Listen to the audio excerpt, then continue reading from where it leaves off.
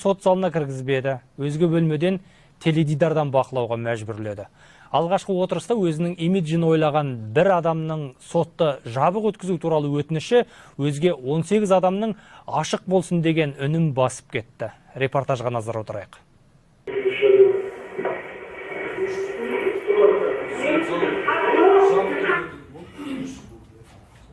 Ұлтаралық алауыздықты қоздырды деп айыпталған Атажұрт белсенділерінің соты басталмай жатып жабылды. Бұған айыпталушылардың бірінің өтініші негіз болған. Залды босатыңыз. Жоқ, оларды свидетель ретінде шығарып жүрмем. Жабық болғанда қарсымыз барлығымыз. Жабық болғанда сонда ешкім қатыспай ма сонда? Процесті жабық өткізуді сұраған Аян Қалымбек деген азамат. Ғимараттан полиция көмегімен асыға шыққан ол, сұхбат беруден бас тартып, өзін видеоға түсіруге тыйым салды. Десе де жүре сөйлеп, отырысты жабу туралы шешімін былай түсіндірді. Осы түрге қарсы болғанда мен жабық қызға өтініш бердім. Неге өтініш бердіңіз? Жеке имиджіме нұқсан келмеу үшін. Сіз кімсіз? Көрдіңіз ғой, агрессия маған тарапынан. Көрдіңіз ғой. Әдей! 18 адам ашық сот десек, ашық сот деп болсақ, бір адамға бұны жабық сот дейді бұлар. Соны көп тұтындау керек па, біреу тұтындау керек па бұдар?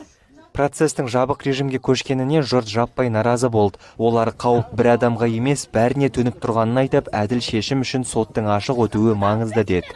Ашық сот болсын, ашық сот. Ашық сот болсын, бүгін соттасын. Сот болсын. Соттаймай бүгін соттасын, мен күнде келмеймін сотына. Әділетті Қазақстан десіңдер ғой, әділеттіктерді көрсетіңдер қазақ. Ғимарат алдында талаптарын айғайлап айтқандарды әлдекімдер сабырға шақырып қайтыңдар деді. Көп өтпей прокурор жақындап ескерту жасады. Әділетті сотқа келушілер, егер де қазіргі таңда сіздер осылай далада тұрсаңыздар, оған әкімшілікпен қылмыстық жауапкершілік. Апай, жүріңіздер, сабыр сақтайық. Құдай жазасын берсін, сатқын. Маңайда арнайы қызмет өкілдері де полицияда көп жүр. Сот шешімін әділетсіз деп күйінген жұрт көпке дейін тарамады. Эмоцияға беріліп, көз жасын тыя алмады.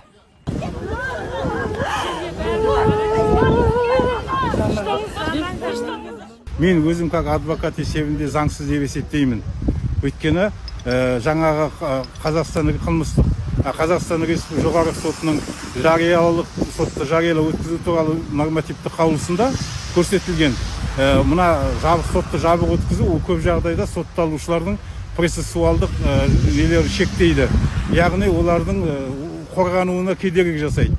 Сосын біріншіден, сосын екіншіден енді бұл жерде жеке адамның өміріне, мысалы, жасөспірімнің ісіне қатысты емес қой.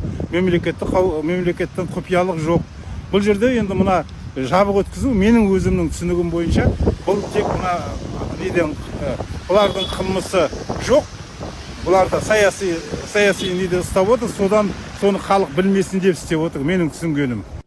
Келесі сот отырысы 29 қаңтарда өтеді. Бұл іс бойынша 19 адам сотқа тартылып жатыр. Айыптау актісінде акцияға қатысқан әр адамның әрекеті сипатталып, видеодағы сөздерге сот психологиялық, филологиялық сараптама жасалған.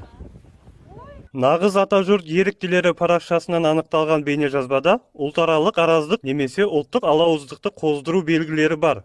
Бұл бейнежазбада мемлекет рәмізіне құрметсіздік көрсете отырып, Қытай ұлты өкілдерінің ұлттық ар-намысын, қадір-қасиетін қорлау сипатындағы визуалды белгілер бар екені анықталған. Біз Қытайға қарсымыз.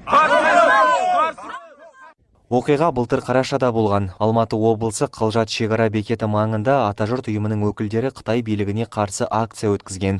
Олар Қытай экспансиясына қарсымыз, Шыңжаңдағы қазақтарды қудалау тоқтасын деп ұрандатқан. Сондай-ақ Қытайға жұмыс бабымен кетіп, ұсталған Тұрғанбай Әлімнұрға бостандық талап еткен. Әлімнұр Қазақстан азаматы, бірақ Пекин оны Қытай азаматтығынан шықпады деп айыптап қамаған. Қытайдың туын өртеп білдіреміз қазір. Қытай туымен төраға Си Цзиньпиннің портретін өртеген белсенділерді кейін полиция ұстап әкімшілік іс қозғаған. Көп ұзамай іс қылмыстық бапқа ауысып, 19 адам ұлтаралық алауыздық қоздырды деген күдікке ілініп тергелген. 10-шы қамауда, қалған 6-ы үй қамақта отыр. Айыптау актісінде ресми Пекиннің Қазақстанға осы жағдайға алаң білдіріп, нота жолдағаны жазылған. Өткен аптада бұл мәселе Вашингтонда өткен арнайы жиында айтылған. Бұдан бөлек құқық қорғау ұйымдары да үндеу жасап, Астананы бұл азаматтарды босатуға шақырған. Атажұрт 2017 жылдан бері Қытайдың Шыңжаң өлкесіндегі саяси қудалау мәселесін көтерумен танылған ұйым. Қозғалыс еріктілері жақындары Қытайда ұсталып, қамауға алынған азаматтардың шағымын таспалап, ағылшын тіліне аударып жариялап келеді. Ұйым кейінгі жылдары партия құру бастамасында көтеріп жүр. Шыңжаң мәселесіне байланысты сырт елдердегі сынды ресми Пекин бір жақты айыптау деп сынайды, ал Астана оны Қытайдың ішкісі деп атайды. Қылмыстық кодексте әлеуметтік, ұлттық, рулық, нәсілдік, тектік, топтық немесе діни алауыздықты қоздыру деп аталатын 174 бап бойынша сот бұл адамдарды кінәлі деп тапса, белсенділер 5 жылдан 10 жылға дейін сотталуы мүмкін. Ал сотқа тартылып жатқан бұл адамдар кім? Оларды топ болып бірігуге не итермеледі? Бұған дейін жария мәліметті жинастырып, қысқа ғана шолып шығайық. Бекзат Мақсұтхан 50 жаста, Атажұрт ұйымының жетекшісі, азаматтық белсенді. Бірнеше жылдан бері Қытайдағы туысының тағдырын алаңдаған адамдар арызын айтқан баспасөз мәслихаттарын өткізіп, мәселеге Қазақстан билігі мен халықаралық ұйымдардың назарын аудартып келеді. Атажұртты партия ретінде бірнеше рет тіркеуге тырысқан, бірақ талпыныстары сәтсіз аяқталған. Айыптау актісінде адамдар тобымен бірге ұлттық алауыздық қоздыру дейтін 174 баптың 2 бөлігіндегі ауыр дәрежедегі қылмысты қасақана жасаған деп жазылған. Гүлдария Шеризат 48 жаста, Қытайдан тауар алуға кетіп, сол елдің полициясы ұстаған Әлімнұр Тұрғанбайдың әйелі. Ол жарты жылдан бері Қазақстан билігінен күйеуін қайтарып беруді сұрап келеді. Бұған дейін де Гүлдария Шеризаттың осы әрекеттерін полиция заңсыз наразылық акциясына жатқызып, жүздеген мың айыппұл салған. Астана күйеуіме араша түсуге құлықсыздық танытып отыр деп сынаған. Назигүл Мақсұтхан 44 жаста, Атажұрт қозғалысының заңгері. Ол Шыңжаңнан келген қазақтарға құқықтық көмек көрсетеді. Өзде билікке талап айтқандарға қосылып, белсенділігімен көзге түскен. Ту өртеу акциясынан соң Қытайдың Қазақстанға нота жолдағанына сілтеп, полиция Атажұрт белсенділерін Пекиннің сұрауымен қудалап жатыр деп пікір білдірген. Тұрсынбек Қаби 53 жаста. Бұған дейін Қытайдың саяси лагерлерінде қамауда болып азап көргенін айтқан. Біреуіне бір адам әрең сиятын жан-жағы темір торға қамады. Сол торда тізерлеп 7 күн 7 түн отырдым. Сәл қалғып кетсең, сақшылар таяқпен ұрып оятады, ұйықтатпайды. Ол жерде маған сұйық тамақ пен су бермеді деп куәлік берген. Шыңжаңда қазақтарға қиянат жасалып отыр деп халықаралық ұйымдарды этникалық азшылықтың құқығын қорғауға шақырған. Ту өртеу акциясына байланысты айыптау актісінде оның адамдар тобымен бірге ұлттық алауыздық қоздыру дейтін 174 баптың 2 бөлігіндегі ауыр дәрежедегі қылмысты қасақана жасаған деп жазылған. Айыптау актісінде бұдан өзге 15 адамның аты жөні айтылады. Олар Нұргелді Нұрсапа, Батылбек Байғазы, Еркінбек Нұрақын, Бақтынұр Нұрмұхан, Ерғали Нұрлыбаев, Ербол Нұрлыбаев, Беделхан Қабіләшім, Марғұлан Нұрданғазы, Бейсенәлі Ақжігіт, Тұрдабай Қанат, Қуандық Қосжанов, Гүлнар Шаймұрат, Бақытжан Шұғыл, Асылхан Қолқаев және Аян Қалымбек. Бұл азаматтың кейбірі Қытайдың Шыңжаңдағы саясатын сынап, желіде жиі жазбалар жариялап жүрген, ал кейбірі туралы ашық дереккөзде ақпарат жоқ. Сот процесі басталар қарсаңында кеше 22 қаңтар күні халықаралық Amnesty International адам құқығын қорғау ұйымы Қазақстан билігін істі болып жатқан атажұрттық 19 адамды босатуға шақырды. Қазақстан билігі қылмыстық кодексті жауапсыз әрі жөнсіз пайдалануды шұғыл түрде тоқтатуға тиіс және адам құқығы саласындағы халықаралық стандарттар тікелей талап ететін қадамдарға баруы керек. Негізсіз тағылған айыптарды алып тастап, атажұрттың барлық ұсталған белсендісін дереу босатуы қажет. Билік басындағыларға ұнамай қалса да, тіпті Қытай секілді ықпалды геосаяси ойыншының көңілінен шықпай қалу қаупін тудырса да, азаматтардың бейбіт наразылығы қылмысқа айналмайды. Amnesty International Қазақстан билігі ұлтаралық араздықты қоздыру бабын тағы да белсенділерді қудалауға пайдаланып отыр деп санайды.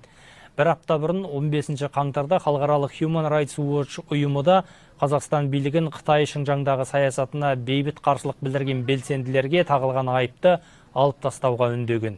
Құқық қорғау ұйымы 14 қаңтар күнгі үндеуінде нағыз атажұрт еріктілер тобы мүшелері пікір айту еркіндігі құқығын жүзеге асырғаны үшін 10 жыл түрмеге кесілуі мүмкін екенін жазған.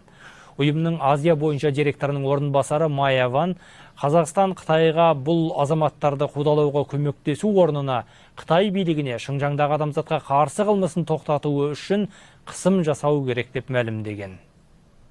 Тіркелмеген нағыз атажұрт ұйымының белсенділеріне қарсы іс қылмыстық емес, ары кеткенде азаматтық сотта қаралуы керек дейді халықаралық құқықтық бастама қорының президенті құқық қорғаушы Айнаш Орманбаева. Ол сөзіне Еуропада болған осыған ұқсас оқиғаны дәлел етіп келтіреді. Сарапшымен сұхбатымның басында бұл істі қалай бағалайтынын сұраған едім, әңгіме осы сұраққа жауаптан басталады. Менің ойымша бұл бейбіт жиналу және өз пікірін білдіру акциясы болған. Және бұл үшін қылмыстық іс қоздыру және де ұлтараздық немесе әлеуметтік араздық қоздыру деген меніңше мүлдем дұрыс емес. Ондай мысалы Европада да бар. Ұйғыр активистері, мысалы Дилнур Рейхан деген зерттеуші 22 жылы Париждегі Қытай елшілігінің тақпасына тақтайшасына қызыл бояу шашқан. Соны шашқанда, содан кейін сол елшіліктің 3 қызметкерлері, яғни мемлекет емес, 3 жеке адамдар ретінде 3 қызметкерлері оны сотқа берген. Франция соты тек қана өткен жылы ғана, яғни 2022 жылдан бері 3 жыл бойы сол тартылыс, сол сот жүргізілген, біресе тоқтап, біресе қайта басталып. Содан кейін оған қандай шара қолданды дейсіз? Сол үшін. Ол тіпті Париждің төрінде деп айтуға болады, иә? Нақты елшіліктің тақтайшасына жағылған бояу. Ол үшін оған тек қана 150 евро айыппұл салынды, 1 евро тағы бір шығындар, содан кейін заңгерлердің шығындары болды. Және де ол азаматтық іс. Мәселе осында, мысалы 19 белсендіге қатысты бұл іс әуелде бұзақылық бабымен, әкімшілік баппен қозғалған еді, сол ең басында. Бірақ кейін қылмыстық іске ауысып кетіп отыр енді. Оған не себеп болуы мүмкін? Топтың мүшелері, олардың өкілдері айтқандай, бұл Қытай жақтан біздің Қазақстанның сыртқы істер министрлігіне келген нотаға байланысты дейді. Яғни олар бұның саяси астары бар деп санайды. Енді сол жаңа белсенділердің өздері айтып отырғандай, осы 19 белсендіге қатысты қылмыстық іс қозғауға Қытай билігінің ықпалы болды дегенге өзіңіз шын мәнінде сенесіз бе? Өйткені айыптау актісінде Қытай тарапы Ту мен Си Цзиньпиннің суретін өртеуге байланысты Қазақстанға нота жібергені айтылады. Азаттыққа шықты. Ол материал және ол айыптау актісінің ортасынан да цитаталары келтірілді. Осы мәлімдемелер, осы нота Қазақстан билігінің 19 белсендіге қатысты алғашқыдағы әкімшілік баппен қозғалған істі қылмыстыққа ауыстыруға түрткі болдыған негізгі себеп осы дегенге өзіңіз қалай қарайсыз? Бұл жерде факт, әуелде әкімшілік қозғалған іс, кейін олардың әрекеттерінде қылмыстық істің құрамы бар деп шешті. Яғни бұл шешімге міндетті түрде тергеу барысында шағым келтірілген, бірақ енді бұл шешім дұрыс емес, мен ойымша. Саяси астары бар болса да, жоқ болса да, ол мүлдем заңсыз шешім, менің ойымша. Және де бұған енді құқықтық жүйе арқылы міндетті түрде шағымданды. Human Rights Watch және Amnesty International ұйымдары бұл белсенділерді босатуға үндеп жатыр. Құқық қорғаушы ретінде айтыңызшы, осы атажұрттық белсенділердің осы ісіне халықаралық құқық қорғау ұйымдары жеткілікті түрде назар аударып отыр ма? Енді Біріккен Ұлттар ұйымы міндетті түрде реакция берді. Яғни адам құқықтарын қорғаушылар бойынша Біріккен Ұлттар ұйымының арнайы баяндаушысы Мэри Лоулер өзінің мәлімдемесін жасады. Әрі адам құқықтарын қорғау ұйымдарында Human Rights Watch, Amnesty International көптеген зерттеушілер батыс елдердегі осы мәселемен айналысады. Көптеген бақ өкілдері бақтарда бұл жағдайға байланысты мәлімдемелер, мақалалар шықты. Сондықтан халықаралық реакция бар деп айтуға болады.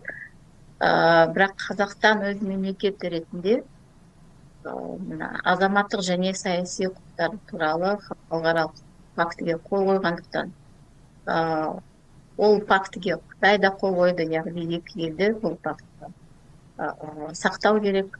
Ал саяси және азаматтық құқықтар бәрімізге тең, сондықтан бұл құқықтарды сақтап, ондай жасалған әрекеттер үшін қылмыстық іс қозғау тым қатаң әрекет. Соны ескере отырып, дұрыс шешім қабылдауға шақырамын. Бізде адам құқықтарын қорғайтын халықаралық құқықтық бастама. Қазақстан жалпы халықаралық құқықтық нормаларды орындау барысында қаншалықты жетістікке жетіп отыр, не болмаса қаншалық кемшілік көрсетіп отыр? Өйткені жаңа өзіңіз жоғарыда атап өттіңіз, Біріккен ұлттар ұйымының аясында адам құқығы мәселесіне байланысты Қазақстан көптеген нормаларға қол қойған, және Қазақстан заңдары бойынша көп нормалардан сол халықаралық фактілер артығырақ тұрады, жоғарырақ тұрады. Осыны орындау барысында Қазақстан қаншалықты қазір сол талаптарды толық орындап отыр, не болмаса орындамай отыр?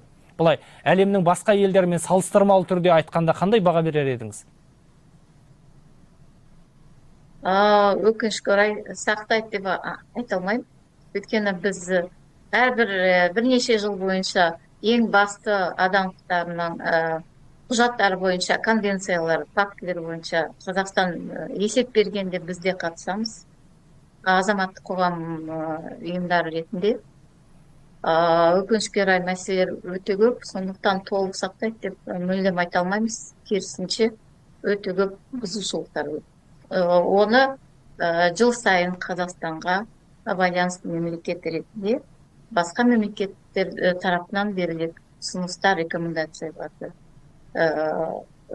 көріп, оларды бізде мемлекет тарапынан сақталуын шақырамыз және талап етеміз азаматтар ретінде. Сіздерге Қытайда туысы қамалып, хабарсыз кеткенін айтып, құқықтық көмек сұрайтын адамдар қазір көп пе? Бұрынғымен салыстырғанда қазір қалай?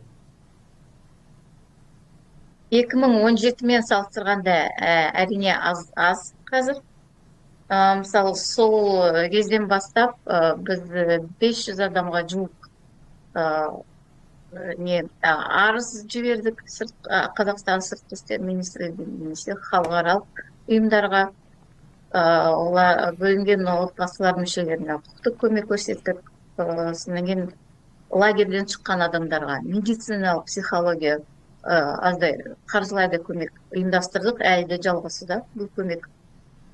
Сондықтан бірнеше жүздеген адамдар біздің ұйымда көмек алды.